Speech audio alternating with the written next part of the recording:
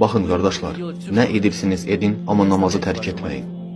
Zülmkar olmayın, özünüzə zülm etməyin. Allahın Sübhanehu ve Teala'nın üzərinizdəki haqqına məsuliyyətli yanaşın. İndi baxın görün şeytan neyini.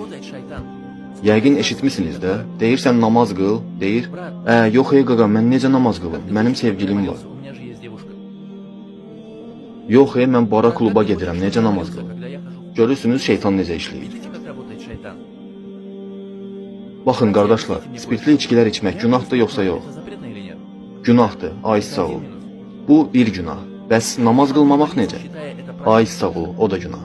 Bəs necə axı? İki böyük günahı eyni anda edib və bunun da doğru olduğunu düşünə bilirsiniz. İçki içməyin bir günah. Hələ namaz da yoxdursa demək olar ki, sən hər şeyini itirmisən dostum.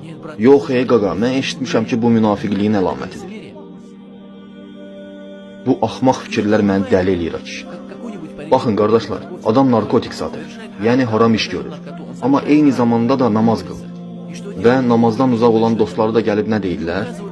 Qaqa sən nə edirsən? İçki içirsən, narkotik satırsan. Onu eləyirsən, bunu eləyirsən. Hələ üstəlik namaz da qılırsan.